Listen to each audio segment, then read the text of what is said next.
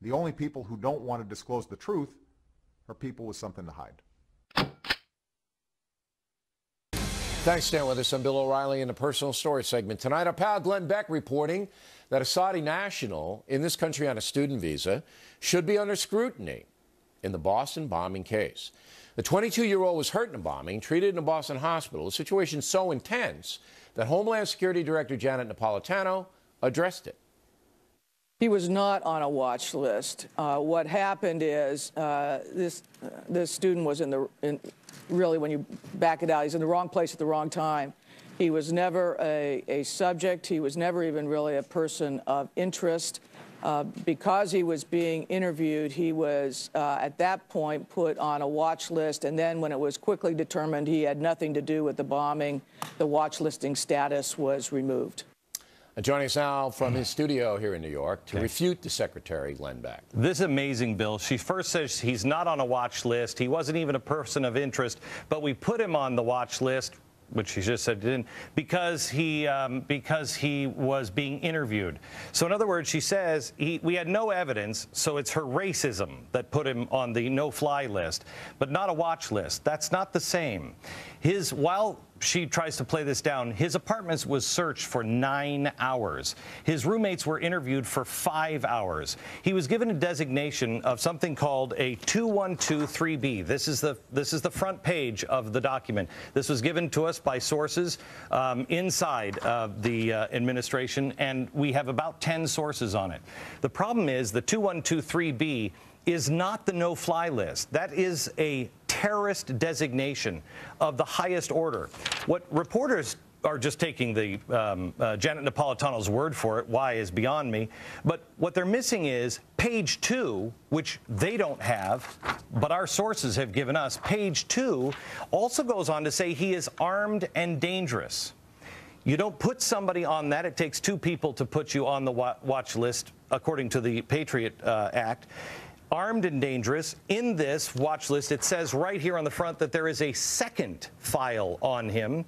So now he's been a 2123B terrorist of the highest order, and it says in here, oh, by the way, there's another file.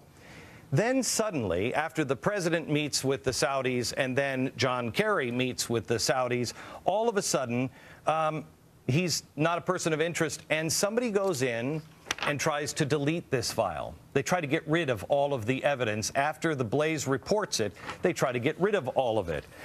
One other thing, he comes in here with a VIP status.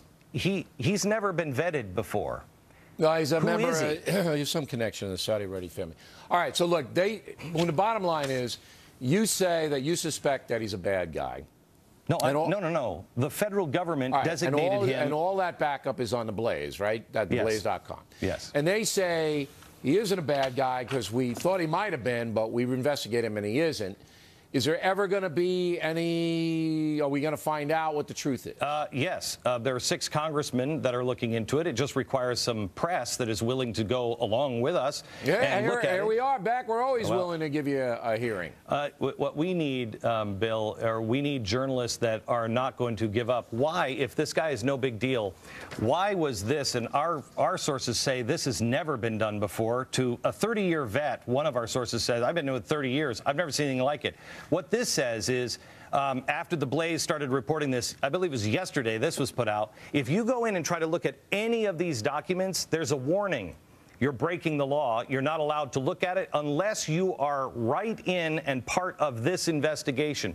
This, according to our sources in law enforcement, this puts the wall back up that really was one of the problems that we tried to get rid of September 11th. They're hiding the Saudi connections. I don't know what they are, but who is this guy? Where is this guy? He's supposed to be a college student. He didn't show up to his college. No, but they said that he transferred to Boston, and he's in Boston now. There's no record of it. In his 2123B, it does not say that. No, and everybody is taking the word of Janet Napolitano and the DHS. That's like calling the Nixon White House and saying, are you sure there wasn't a break-in?